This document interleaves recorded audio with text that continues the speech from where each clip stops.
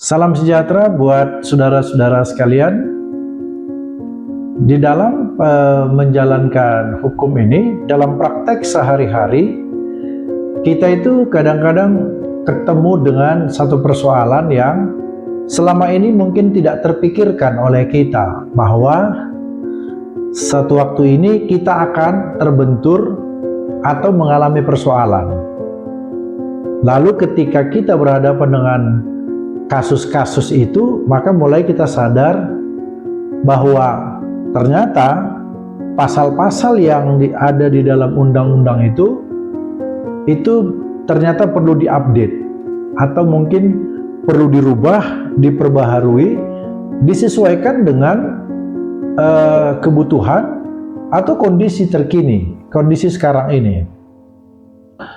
Kami punya pengalaman kasus perdata seperti ini. Di dalam kasus perdata itu, klien kami itu dinyatakan sebagai pemenang, gugatannya dikabulkan, di mana klien kami ini pemilik tanah. Tanah itu tanah kosong, cukup luas, boleh dikatakan luas. Lalu kemudian oleh tergugat, tanah klien kami yang cukup luas ini ditanami pohon sawit.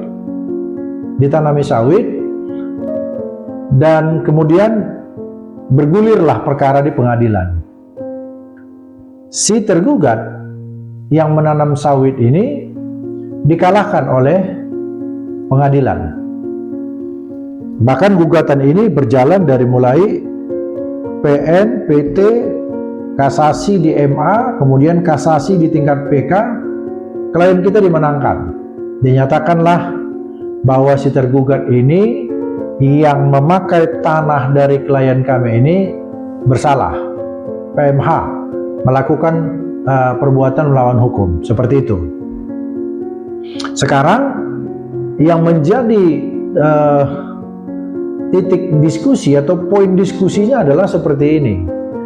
Kita tahu bersama, dalam melaksanakan amar putusan ini, memang di dalam amar putusan itu dinyatakan bahwa agar tergugat mengosongkan tanah, baik di tangan pihak ketiga pun atau dalam penguasaan pihak ketiga pun, tanah itu, pihak ketiga itu pun harus mengosongkan tanah.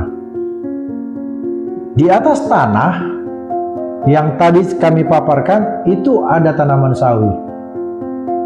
Nah, sekarang kita akan paparkan yang menjadi poin krusial atau sekaligus menjadi titik lemah itu adalah ketika dalam amar putusan si tergugat dihukum untuk mengosongkan tanah.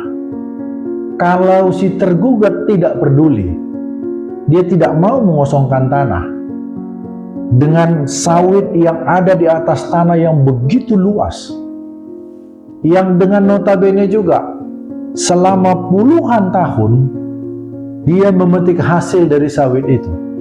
Puluhan tahun dia pakai tanah itu, dan kemudian tanah itu menghasilkan, dan kalau menurut kami bahkan dia sudah beruntung miliaran rupiah dari tanah klien kami yang begitu luas yang ditanaminya sawit. Nah, sekarang kalau misalnya tergugat tidak bersedia mengosongkan tanah itu, mengangkat atau menumbangkan sawit-sawit yang di atas tanah itu, pertanyaannya adalah apakah sawit yang di atas tanah itu bisa atau otomatis menjadi milik klien kami? Itu yang pertama. Yang kedua, apakah terhadap tanaman sawit itu buahnya bisa dipetik oleh klien kami? Nah, tentu terhadap pertanyaan ini bisa beragam jawaban, bisa beragam. Misalnya pasti ada orang yang mengatakan tidak bisa diambil buahnya karena nanti dianggap mencuri. Lalu kemudian kita pun tetap dikatakan tidak bisa memiliki pohon-pohon sawit yang ada di atas tanah itu. Tapi pertanyaan kita adalah, Kalau seperti itu keadaannya, kenapa orang tersebut membiarkan atau membuat tanah yang kita punya menjadi tidak bisa kita pakai? Karena mungkin kita akan memakai tanah itu untuk kepentingan lain. Nah, kami melihat di sini ada ketidakseimbangannya. Jadi si tergugat yang notabene sudah dihukum sebagai orang yang bersalah, pihak yang bersalah, lalu kemudian dia tidak peduli dengan isi putusan, dia membiarkan tanaman itu di situ. Tetapi kita sebagai pemilik tanah yang sudah nyata-nyata dinyatakan oleh pengadilan, secara tegas dinyatakan oleh pengadilan kita adalah pemilik, tapi kita nggak bisa ngapa-ngapain di atas tanah itu. Nah, ini kan yang perlu dicari jalan keluarnya. Ini tentu harus dicari terobosannya. Jadi kalau misalnya si tergugat ini tidak bersedia mengangkat atau mengambil sendiri, dan memang dari beberapa eksekusi yang kami lakukan, si tergugat tidak peduli, bahkan itu menjadi celah bagi dia nanti untuk mengadukan si pemilik atau si yang menang perkara. Itu dipakai untuk mengadukan si pemilik tanah. Terus terang, apalagi kita tahu sekarang ini persoalan hukum atau katakanlah penegakan hukum di negara kita kan begitu jelek, begitu buruk. Nah, yang seperti ini kalau dia mengadu ke polisi, nah polisi bisa cari celah untuk mendapatkan uang. Terus terang saja, ini bisa dicari polisi untuk mendapatkan uang dari si pemilik tanah dengan alasan kita yang mencurilah, merusaklah. Nah, ini kan tidak fair, tidak adil.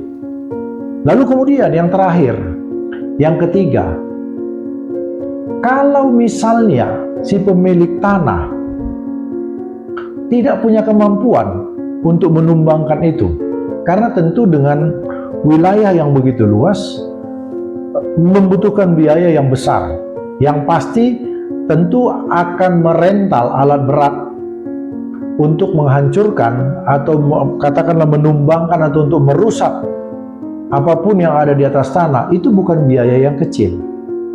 Lalu kalau karena itu si penggugat akhirnya tidak bisa merental alat berat atau peralatan apalah, atau mungkin tenaga untuk membantu mengangkat barang-barang itu kan berarti hukum tidak mencari jalan keluar.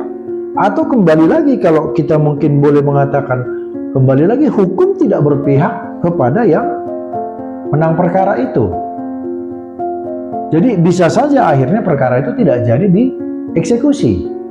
Nah, ini yang kami maksud, bahwa akhirnya di dalam pelaksanaan hukum itu selalu saja kita ketemu dengan satu situasi di mana pasal-pasal atau teks-teks undang-undang itu tidak mampu untuk menjangkau atau tidak mampu untuk memberikan jalan keluar bagi persoalan yang ada. Saran kami atau permintaan kami, sebaiknya untuk kasus yang seperti ini Mahkamah Agung menerbitkan perma. Mahkamah Agung menerbitkan perma mengatur tentang adanya kekosongan yang seperti itu, demi, katakanlah sebetulnya bukan hanya demi kepentingan dari si pemohon eksekusi atau si penggugat. Artinya supaya ada kepastian juga bagi si tergugat apa-apa yang harus dilakukannya ketika dia telah dinyatakan sebagai orang yang kalah, ketika dia telah dinyatakan sebagai orang yang telah melakukan perbuatan melawan hukum. Jadi memang harus diatur sedemikian rinci supaya orang tidak sembarangan melakukan perbuatan melawan hukum. Kami rasa apa yang kami alami ini suatu waktu bisa saja dialami oleh rekan-rekan kami atau dialami oleh masyarakat yang kasusnya persis sama seperti yang kami alami. Jadi itulah yang ingin kami sampaikan, Semoga ini menjadi satu masukan dan sekaligus ini ditindaklanjuti oleh siapalah yang berkompeten. Apakah pembuat undang-undang dalam hal ini DPR? Ya tentu kita juga mengharapkan sampai ke sana. Tetapi paling tidak kalau belum ada undang-undang yang secara komplit mengatur itu, mungkin Mahkamah Agung bisa menerbitkan perma untuk mengatur itu. Terima kasih, semoga bermanfaat.